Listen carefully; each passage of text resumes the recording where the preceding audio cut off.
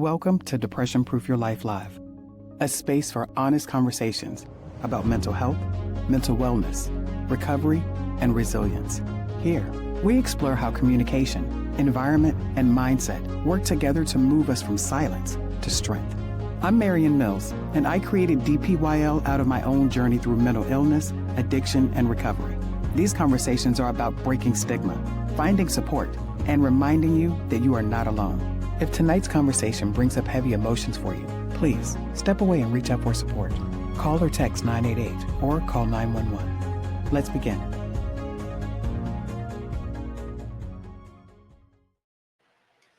All right. Thank you so much for being here. Welcome, everyone. Thank you so much for joining the first episode of Depression Proof Your Life Live. I want to welcome my guest tonight is Tim Heller, my buddy.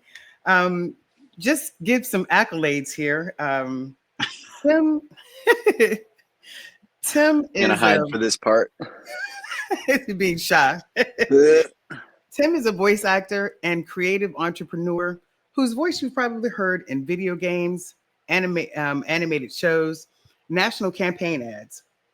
Outside of performing, Tim's company, THC, Tim Heller Creative, actually offers creative consulting services for individuals and startups, as well as audiobook casting. I'm familiar with that one. Audiobook casting and production under their audiobook branch, Book Bonanza. But tonight, in honor of National Recovery Month, Tim is here to discuss how he has navigated 15 years of chronic pain and coming up on your 4th year of sobriety. Congratulations on that. Thank you. Thank you. About that. And from alcohol and mental health. All actually doing all of that while building several businesses. So please prepare for a candid, inspiring conversation with my friend Tim Heller. Welcome, Tim. Hey, thank you so much, Marion. It's so good to see you. Get to spend some time together this evening. Yeah, you as well. Thank you so much. I really appreciate it. So yeah, I believe that you and I first connected. I believe it was when I responded to your post when you shared, I think a couple of years ago, that you were that it was your your sober anniversary. Yes. And I actually connected with us. We connected there, and then of course, our relationship has actually built over the years. So tell me, what was the cause, or what is the cause of your chronic pain? And if you could actually elaborate on how it's elevated, whether the pain has gotten worse, the condition has gotten worse, if you could elaborate on that. Yeah, absolutely. So in 2010, when I had just moved into college as a freshman, I started getting some tightness in my lower back. And as an 18-year-old who grew up playing sports and switched to dance in high school, just kind of ignored it and kept on keeping on and working out and doing all these things. And of course, ignoring it did not do anything productive. And I started to get radiating pain down my left leg, muscle spasms in my back to go with the tightness and the localized pain. And it went on for a really long time. And looking back at it, I'm like, how did I not get an MRI right away or do all of these things? But it was just like, I don't know. I was, again, 18, living far away from home and just trying to be in college and do all the things you do there. So it got worse and worse. Some mornings I wouldn't be able to walk. My legs would buckle in the middle of the dance class sometimes, or at the gym, walking across the floor to go warm up. There was no real inciting incident. It just kind of slowly happened. There was no pop or crack or any kind of fall that did it. And in 2013, it got so bad that I couldn't really exist peacefully for more than a minute or two in one position, and got an MRI. It showed 2 herniated discs at the L4, L5, L5S1 levels, to the point where the doctor was just like, we need to get this fixed now because you're getting very close to, I think it's, cauda equina, which is where the discs can herniate so much that it actually affects your bowels and your bladder, and you can have some unauthorized evacuations. Which is not good. So I had a microdiscectomy of L4-5, L5S1. back home in Chicago, and it went all right. I still had some pain, but I was young and was trying to ignore it. And it just kept going and going. I have flare-ups. I never really moved the same way again. It felt like I had some atrophy in some muscular atrophy in my left leg. Noticed that in dance classes and in the gym.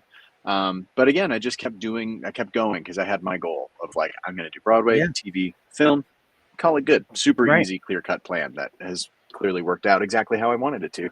So 2013 was the first one. Moved to New York City, did shows in between 2013 and 2018, which was another microdiscectomy of the same levels. Wow. The discs continued to herniate and cause flare-ups and pain, and it was brutal.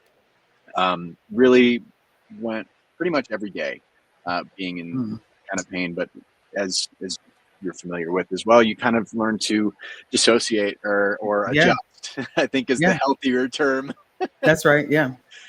You find your ways to cope and keep on keeping on and doing what you need to do. 2018 was when doctors were like, all right, no more dance, no more stage work, no more standing for anything. You got to stop and figure something else out. And so at that time is when I found voiceover. I just found it. Shout out to Andy Roth, who I just got to see in Dallas. He was my very first teacher and kind of set this all in motion career-wise. And I just kept going. I had a really bad flare-up 2019, about a year after the surgery. And doctors were like, we can't really suggest anything other than a fusion. And at that time I was 26, 27. And so I was like, I really don't want to do that yet. And COVID happened. So COVID shut everything down in New York. We decided to move back down to Central Texas. My wife's family's only about 2 hours away from here. We thought we'd be in Austin for like 2 years and then carry on out to LA, and decided to stay. So 2020, at the end of 2020, I started getting some more, like having another flare up. And it got to the point where it was so bad, I could really barely walk without any kind of assistance. And we were very fortunate to have a family friend who was connected to the Texas Back Institute in Plano, Texas, which is where Tiger Woods had his fusion done before he went back. And I think he won the Masters after that. I can't remember. We'll say he did. But Dr. Richard Geyer and his whole team down at Texas Back Institute were fantastic. And they suggested doing an artificial disc at L5S1 and a fusion. I misspoke. A fusion at L5S1 and an artificial disc at the level above it, L4, L5. And the reasoning for that was that typically with fusions, you'll kind of get some of that, the pressure you relieve from that disc that's fused then gets shifted up and up and up and up the back and pressing it on it and squeezing all the jelly donuts in your back. But with having an artificial disc at that level, never heard it said that way. I like that. That's how I thought about it, because if I thought about it for what it was, I think I would have screamed. But it was so we ended up doing that. I maintained a lot of mobility, and it's been wonderful since, except for last March through September, which is when we got to hang out. When was Costa Rica? It was last was that last year, 2 years ago? I don't know. Whenever we were in Costa Rica, I was in misery. Were you, Tim? Yeah, I didn't know that. Sitting in the back of all the classes and presentations because my leg was just lit up. I didn't have any back pain, like localized back pain or tightness or anything, but my nerve was just firing and we couldn't figure out what was going on. We tried all these different things. I've done you think of it, I've probably done it for a good, like given everything the good college try at this point. We got teamed up with a doctor and tried a spinal cord stimulator. I'd heard a lot of wonderful things from many friends about that. And for those who aren't familiar, the concept is basically similar to like noise canceling headphones. It's taking the frequencies outside or those pain frequencies that you're receiving, and it is matching them and canceling them out. For me, it did not work. And it was a really miserable hell week of just no sleep. I couldn't work. I couldn't like do any kind of effort, screaming or yelling or character work or even singing and supporting correctly would kind Yeah, of because cause everything to push up and right, that give me a just the little, vibration. Yeah. yeah. And it wasn't the good kind of like, whew, whoa, a little shock to the system. Yeah. It was, yeah, it was rough. So decided not to do that. Found, this is a really long story. I know you kind of know what you got in for tonight. But this is a But that's what I saga. want. That honestly, Yeah. no, I appreciate you for saying that, but I just want honesty, because a lot of times we don't talk. That's the isolation that we have with, Yeah. with mental illness and depression. I know for myself, I didn't go outside a lot. I think that's where my isolation started. Mm, When I was in pain, I got tired of trying to explain to people, "Oh, what happened to your leg? Oh, it's not my leg, it's my back. It's well, why are you walking like that? You look like you're dragging your yeah. leg." It, you know, and sometimes people would look at me with pity. "Oh, you look like you're in pain." I am. It's like, "Oh, yeah, well, a little bit. you should go home." No, if I go home and sit, I'm still going to be in pain. It's Oh better yeah. for me to move, no matter how painful it may look. So, no, I appreciate you for being so honest. Thank you. Thank you. I'm sorry that you were in so much pain. I didn't realize that you were in It's pain. I okay. think you and I had a conversation. We did. We were sitting outside on the rocking chairs. Yeah, yeah. But Yeah. we had a conversation about back pain recently. I think, I was Mm, just catching up with you, yeah. and you shared with me, that you, and that's when I shared with you about my back pain. So I did not realize that. So Yeah. with the story that you were just sharing, so I really do appreciate that. It's so crazy how parallel our lives are, because I was 18 when my back, and again, it Yeah. wasn't any particular injury that I had. So yeah, it was very interesting. So Yeah. to pick up with that, with your 4 years sober coming up, Yeah. did your pain, was that the cause of your addiction? I don't know. I think it was kind of Okay. I think I had a Yahtzee hand or a full house. I don't gamble. I will see. But it's Mm. uh, I had an interesting mix of things. So Hmm. addiction runs in my family, Okay. and specifically alcoholism. Yeah. And so I was already kind of teed up for success with that. I've also been really fortunate that we've been able to have an open dialogue, at least in my immediate family, about Oh, it. that's awesome. And that's been really, really powerful. My dad himself is, I think,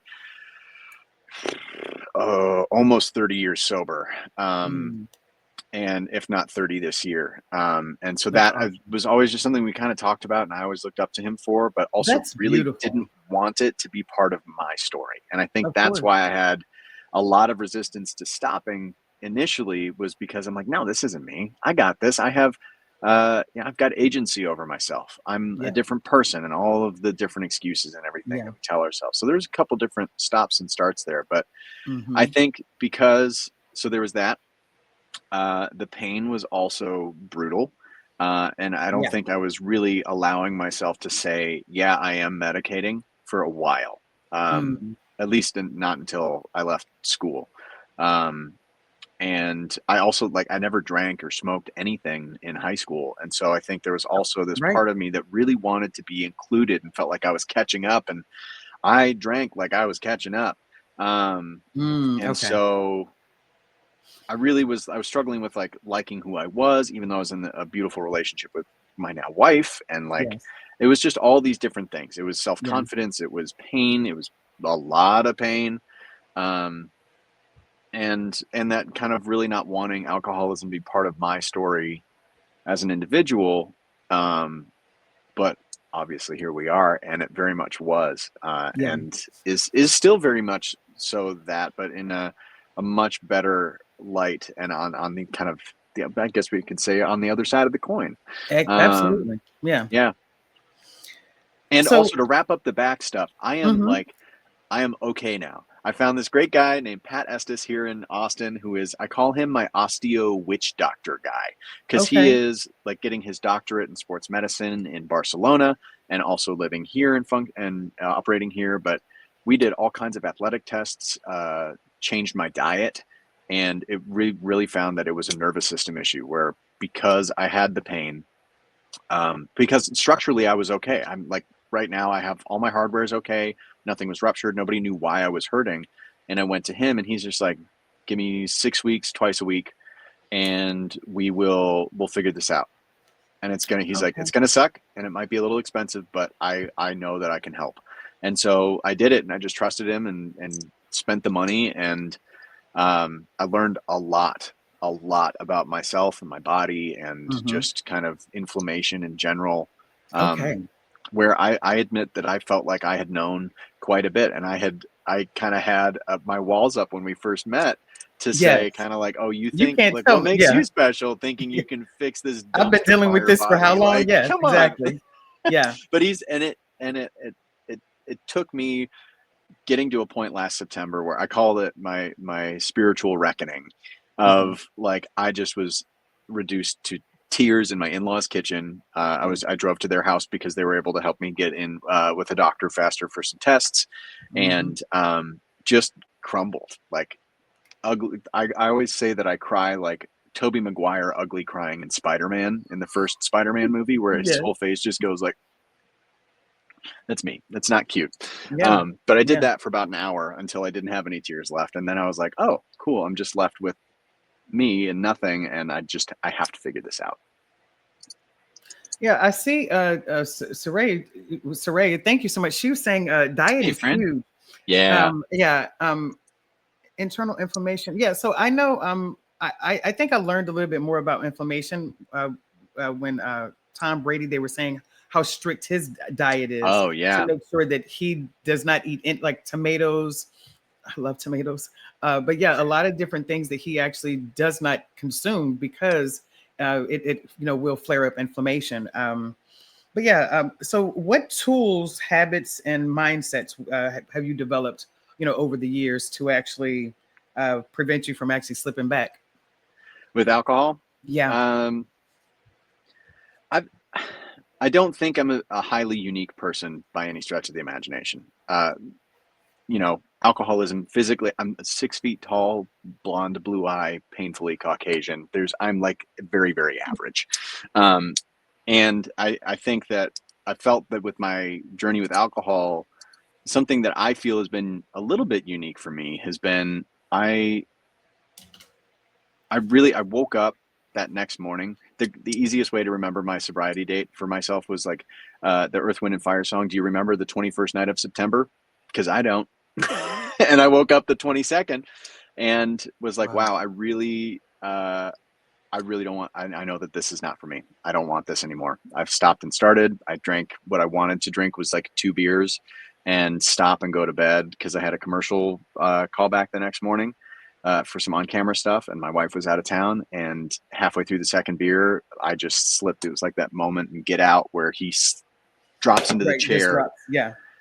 And I saw that was my sober self leaving the driver's seat, and I could feel it happening. And my whole nervous system went into bracing, and it was just really, it was bad. I just really hated it. And so I woke up the next morning with this sense of, I guess, levity of like, wow, yeah, no, I'm never doing that again. I don't ever want to drink. I don't want it. And I'm good. I hate it, and I know that I am not in control. I thought I really had convinced myself that I could control it. Yeah. And I just can't. I was good until I wasn't, and there was no telling when I wasn't. I'm sorry. Yeah. I just snorted on live, but Tom Brady isn't human. Yes, he said Tom Brady isn't human. He's not. It's because he doesn't eat tomatoes. So the only thing keeping us all human is tomatoes, and Tom Brady is no longer human. He does not age. He's here for good. Exactly.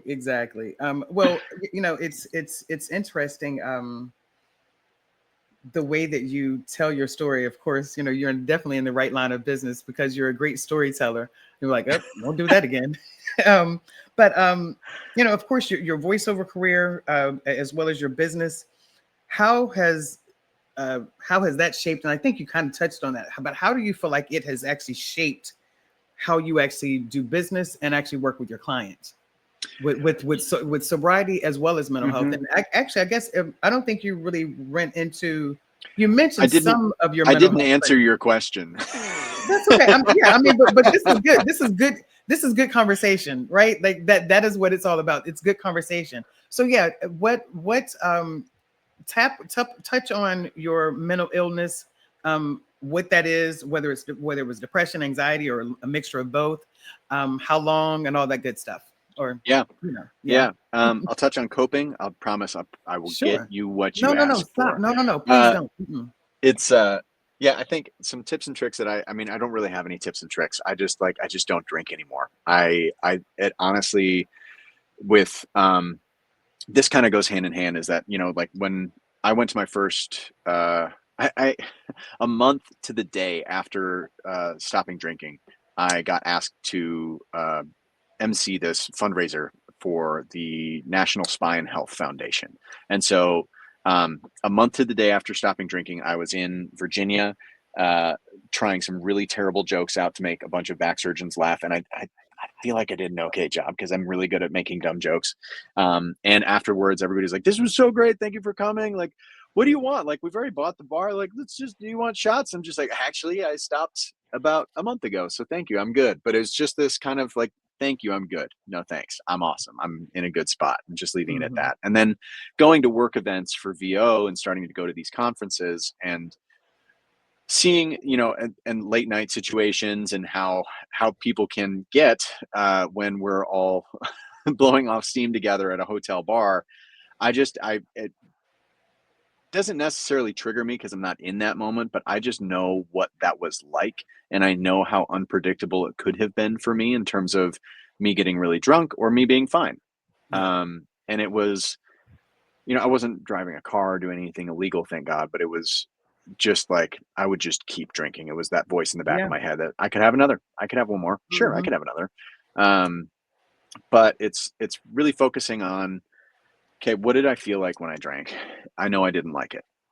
I was, oh, hey, thumbs up. Sorry about that.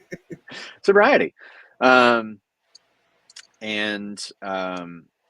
Just remembering that, and also honoring like my relationship with my wife, because it really put her in. I didn't realize fully how heavy she carried her worry for me in situations, in social situations. And that she would tell me, and she did tell me several times, but it was really, it hurts. She's my favorite person, and I really like spending time with her. And I like, I'm so sorry. This is so good. Christy said this with us. Hey, Christy, you don't know me. We'll get to that. Okay. We'll definitely get to that. Great. I appreciate that. I think sobriety has really greatly impacted my business because it allows me, I feel, to be my fullest version of myself. I look back and I see myself when I first get to college and I'm not drinking and I'm still like such a freaking nerd. I'm like reading Shakespeare for fun because who did I think I was? And like, just like creative ideas and starting to like figure out who I am and trusting myself. And I can feel that slipping away over the course of those years because of the chronic pain, because of how much I was drinking, because of all these different things. And I was just chasing this sense of feeling grounded and chasing also with ADHD, anxiety, and depression, chasing some kind of stillness in my brain that I just could not get. I liken it to in the Tennessee Williams play Cat on a Hot Tin Roof. Brick is always talks about chasing this click. Yeah. And I was doing that, but not trying to be like, yeah, I'm an actor. I'm serious. I'm chasing that click because my brain's so busy and I have all these ideas. It wasn't that. It was just like, I just am struggling and I can't, I don't have the courage to say I need help. I'm struggling. It was, I'll figure it out. I'll figure it out. But it allows me to be more present. And I also really enjoy making people laugh or getting real with people. And I don't really like all the, like, I love small talk if it's like genuine. Tension, but I just, I'm like, why don't we talk about stuff together? If we're not talking about all the hard shit, then what's the point of hanging out? So, so it really, it made me an even more unadulterated version of myself, which is a little dangerous. No, I appreciate that then. Yeah. So Christy, thank you so much. Christy, of course, I'll bring her question back up or statement. So, yeah, yeah. Let's But yeah, do, so of course, funny. While I was actually preparing for this interview tonight, I asked. I was, we were emailing back and forth, and I don't know what it was that I said, but you said, "Oh, I'm California sober," and I was like, "What is that?" So if you could tell the people what California sober means, and that'll all right, chime into kids, what listen up. Christy. Yeah, so this is something I learned about a couple years ago, was the term California sober, which basically means you don't drink alcohol, but you do partake in cannabis products, which is the scientific term for the ganja. But Mhm. this is something that I was very careful with Right. because of how my body and my brain reacted to alcohol, Mm. and having many stops and starts along the way. It was not like, I'm going to get sober. Cool, I'm sober. This is great. It was, I need to take a break from alcohol and reevaluate that relationship. Let's do this. Let's not. And then again, it was just, I'm okay until I'm not.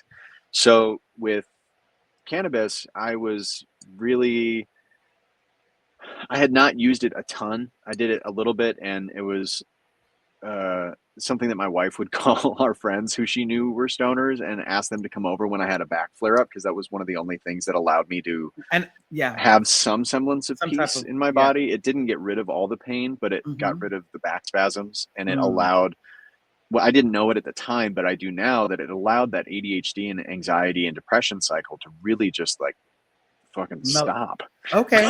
Good. Wow. for like a minute. And I was like able to just have some peace. And so when we moved down here, and after I'd stopped drinking, it had been a couple months, and I was like, you know what? I think I want to just see. Because I'm curious if this is really going to have the same reaction or not now that alcohol is completely out of my system. Hmm. And I was able to enjoy it and just have kind of like what I initially had planned on having, which never happened with booze, Okay. and stop and be able to be like, oh, this is cool. I enjoy this.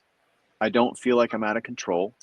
Right. I know how to navigate this, and I don't have that voice in the back of my head that's just like, "Ooh, give me another gummy.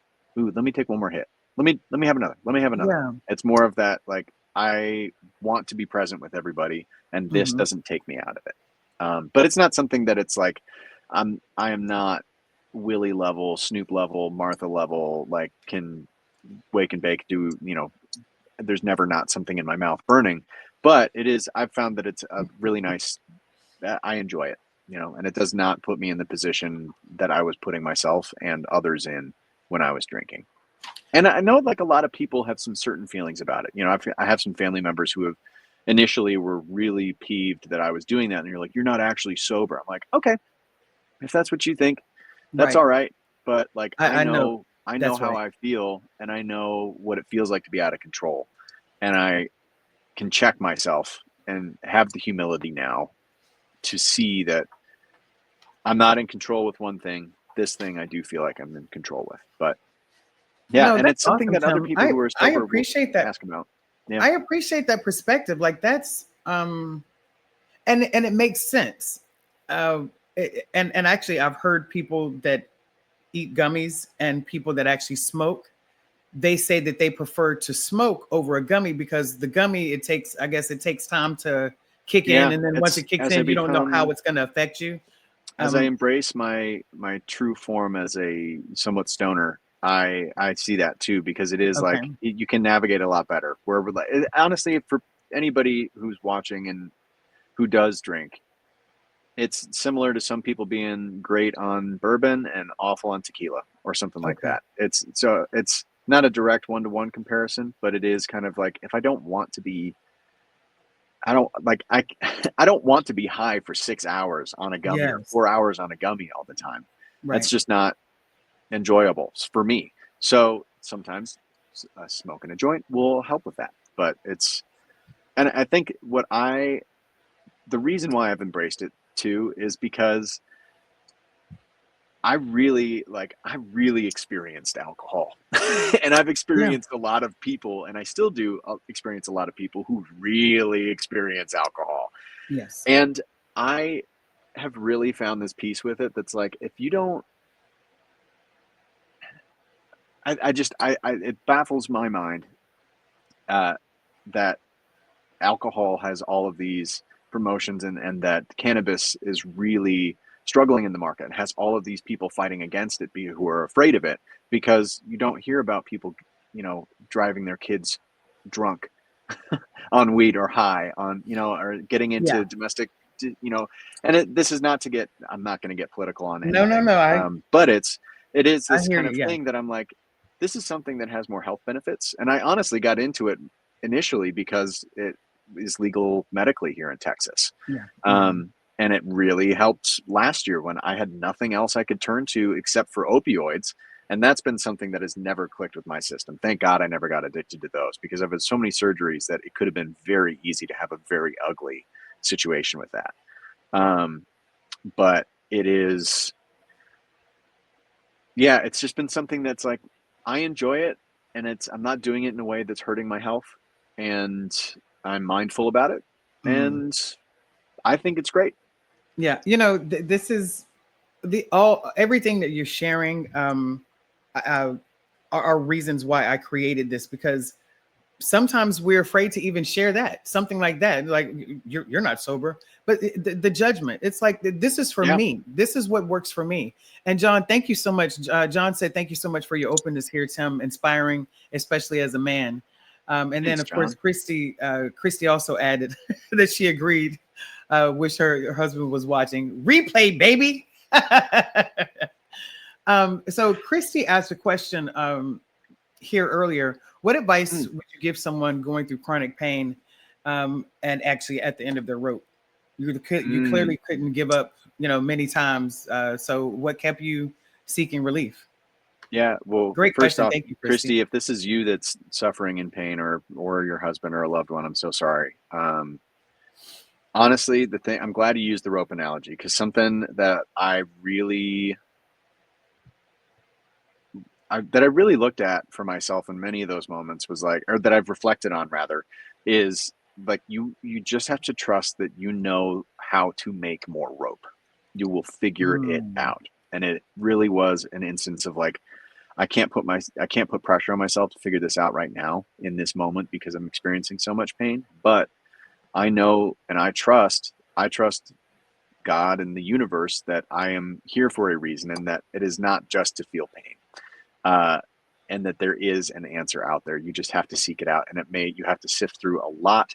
But there is community out there. I found a lot of really wonderful community in this like lower back pain group that a friend in New York who had the same surgery I did in 2021 with the hybrid fusion.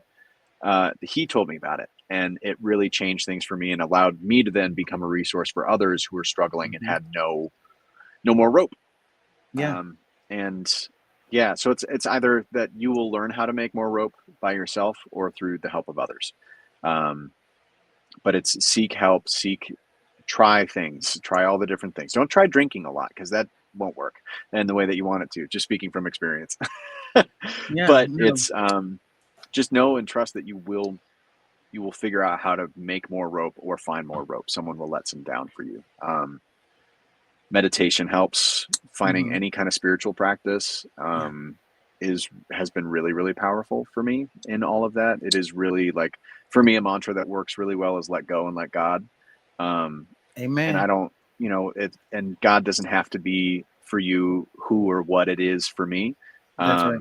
But something that has always been really strong for me, especially more so since getting sober, is that spiritual connection and finding some kind of regular practice. And it can be hard if you have ADHD and you're running a business, or you have kids and a business, or just kids alone.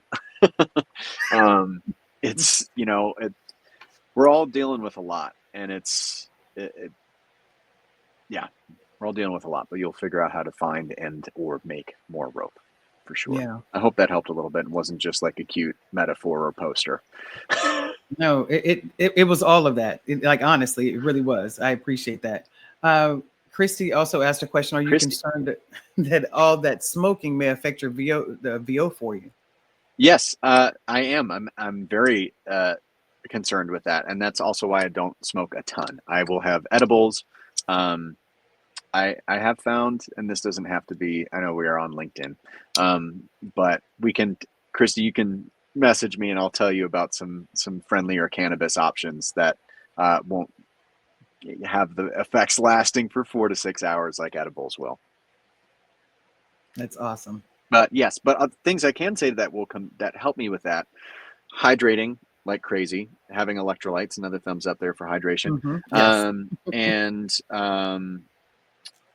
I also do steaming, a vocal mist. I have crazy allergies, so I have Mucinex and all that. But I'm careful about it. I am very intentional about if I am going to smoke something, then I am, not having to record the next day or doing any crazy voices or anything like that. So. Yeah, I love that question. Thank you so much, because I appreciate that question, because I appreciate you for covering the fact that you're mindful with it and responsible.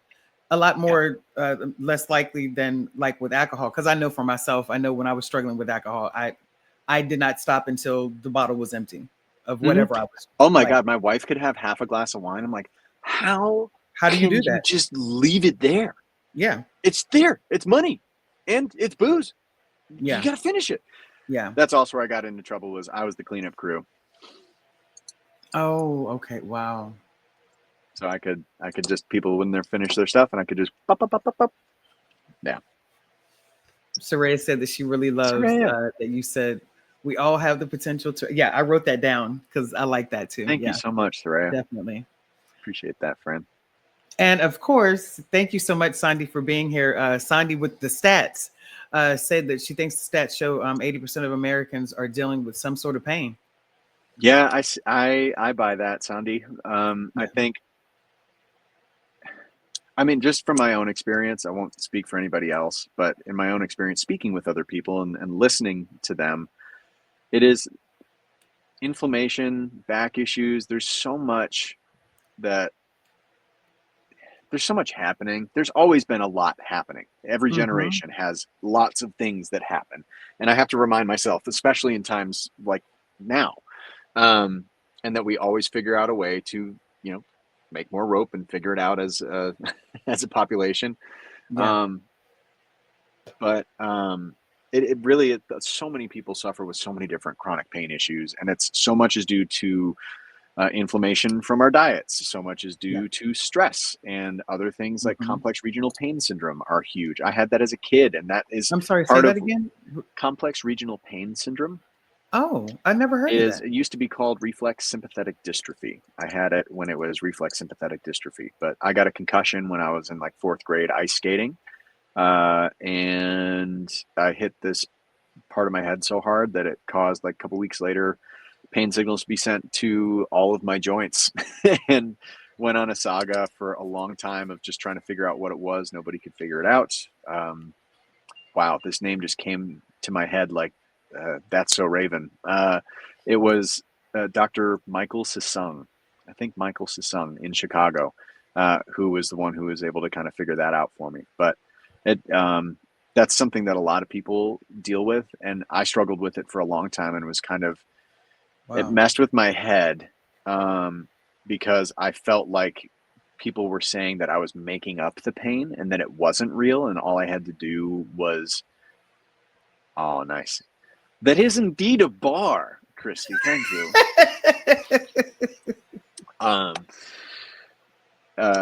Yeah, stress environment. I see Saraya saying that too. Yeah, there's a lot. People are always going through a lot. That's also why I try to lead with kindness and seek understanding before anything else. Stay curious, because you never know. You never know. And it's hard. It can feel hard when there's a lot of things happening around us that make us angry and want to point the finger and all of that. But you never really know what's going on with folks. Yeah, I totally agree. I know quite a few people, probably same thing with you, when I did share with them, or when they found out, like how much pain. Matter of fact, I remember my doctor, I'll never forget my doctor, you know how they ask you, on this pain level, what's your pain? Hate that scale. Hate it. I said, I said it typically stays at about a 6 or a 7. I said, so it's pretty good today. And she looked at me and she was like, Marion, that's high.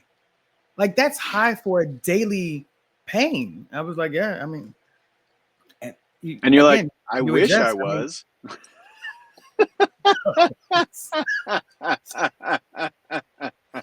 oh, Tim, this is yeah, this is what I love. Yeah, Tim is gonna always make you laugh. Uh, now you know how women feel. Doctors always tell us it's in our head. My wife has said several times, she's like, I should be saying that you would never know what period cramps feel like, but I think out of any of the men that I know, you maybe have the closest idea of what that's Right. like.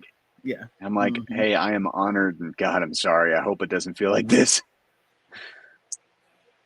So, for someone who might be struggling with pain and recovery, somewhat like Christy's question, how would you and actually want to get into some type of creative profession? How would you?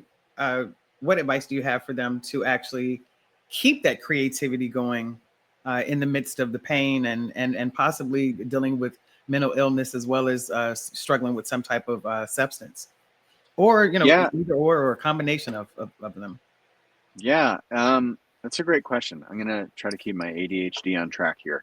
Mhm. Starting with pain. I mean, for both, ask for help. You Yeah. are strong enough to ask for help. You have the capability to do so, and that is one of the biggest first steps.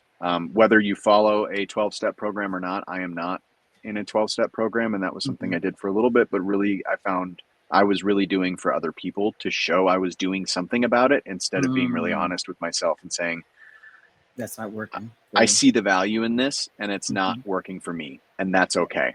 And I have to do this my way or else I will not stay sober, because before I was trying to get sober for other people instead of really Mm, doing it for myself. So first off is surrender and ask for help. Surrender to your God, the universe, whatever, whoever, and asking for help is really key. A doctor, preferably for pain and any kind of mental illness or mental struggles that you're feeling. mhm. My therapist, I've had since I lived in New York. We meet. God, I initially went to him because I wanted to drink less. I was like, I don't know if I want to stop drinking, but I want to drink less. I've Can you had help those me? And he's like, conversations before as yes. well. I don't He's necessarily like, want to stop. I can help you, but ultimately you're the one that's kind of in charge of all that. Okay. But recovery, just know that, if you just say in a situation like, no thanks, you don't have to say no thanks, I don't drink, if you don't want to do that yet, or just say no thanks, I'm good. Even talking to other people that in the industry too. There are a lot of us that are sober, versions of whatever version of sober is for you. Mm-hmm. But 12-step groups are everywhere. There are so many sober artists, just because I think a lot of us have the same kind of brain tornadoes happening of Yeah. creativity and fear and insecurity and excitement and passion and all of these things that really can feel overwhelming and cause us to try to cope and self-medicate in ways that are not productive. Um, Finding some kind of routine. I know people ask me about this in my ADHD business building presentation at OVC Dallas, Mm-hmm. and they're like, how about routine? And I'm like, oh God, I hate that word. But Yeah. Yeah. just as someone with ADHD, it's hard to find routine, but instead I frame it as like anchor points throughout the day, making sure you Yes. eat, making sure you get outside, making sure you move your body in some way. If you can Yes. Yes. combine any of those. You are my twin. I'm telling you, Tim. You're my twin.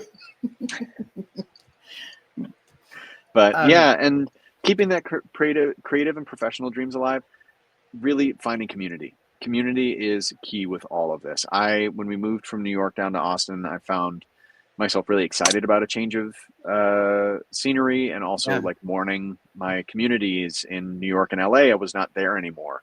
And so that isolation was really hard and drove a lot of abuse of alcohol. But being around other people all the time and being around other creatives too that are sober, really helpful. Yeah.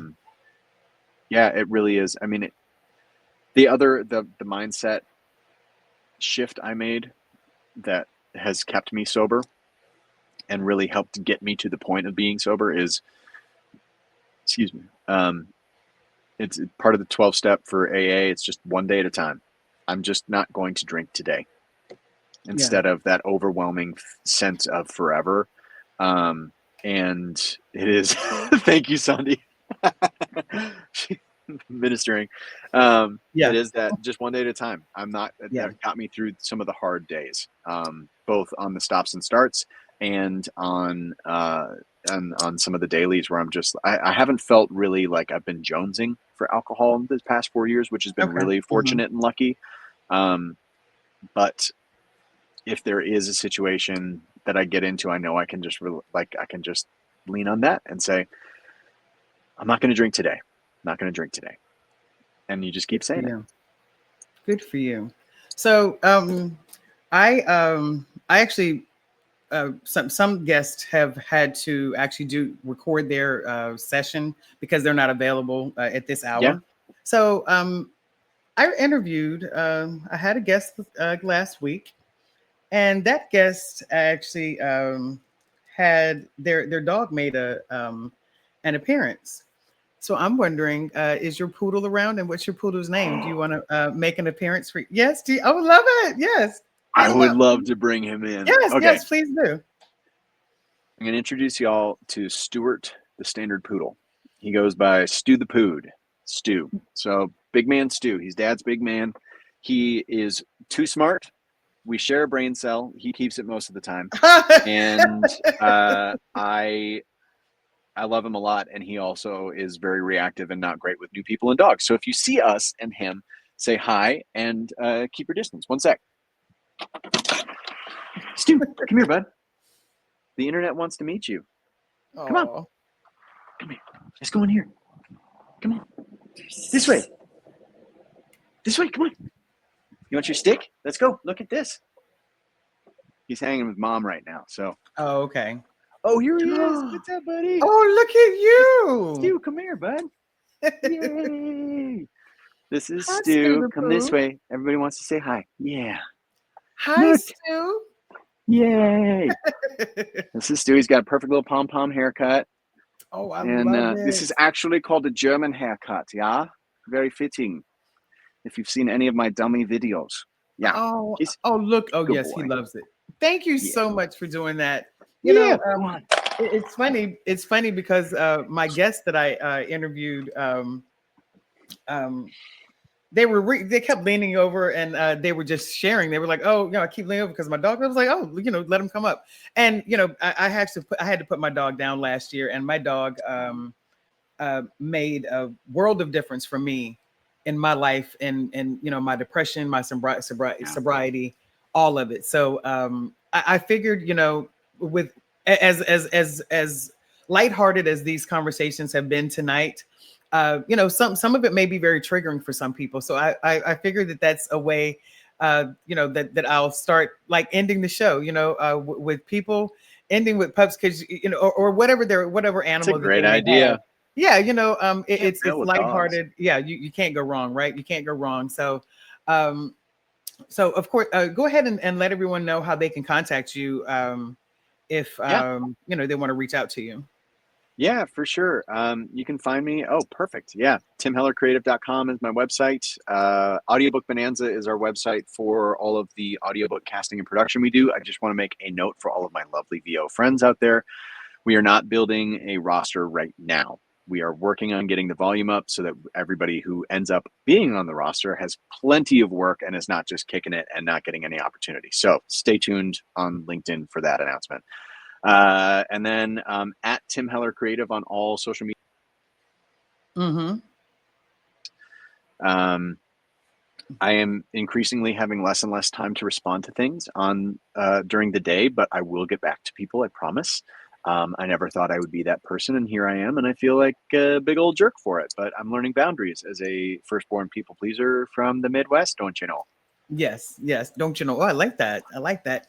Tim, thank you so very much for being here. I really do appreciate it. You for being here, especially, like I said, I wanted you to share your experience during National Recovery Month. So thank you so much, everyone that joined us online. I really appreciate it. And you guys have a great night. Until next time. Yeah. Thank you for having me, Marion, and thank you for putting all this together for everyone. This is really important, and you're doing a lot, and you're doing it really well. No, I appreciate it. Thank you very much. I really do appreciate it. That my Yeah. prayer is that it definitely resonates with people and actually opens up that conversation. And like Soraya was saying, that it actually breaks down the walls where people aren't actually there's no stigma or no shame, and people actually just Yep. sharing their experiences. Because when it really boils down to it, it's like, gosh, I've been through that, or I'm going through that. Someone else's story will Yeah. actually help. You know. You never know. I never Yeah. thought mine could, because I felt so painfully average. And it's you just by putting it out there, people will reach back out and let you know what's resonating. It's very sweet. So thank you Yeah. again. Absolutely, my pleasure. Thank you so much. Bye, everybody.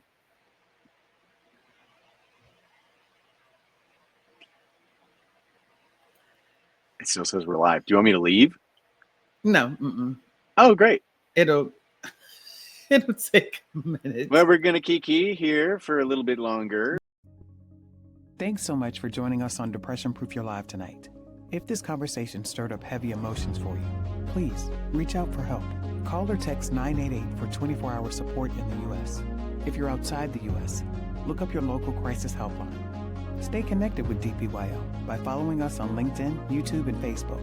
And visit depression-prooflife.com for resources, blogs, and to share your story. Your voice may be exactly what someone else needs today. Until next time, take care of yourself. And remember, healing is possible.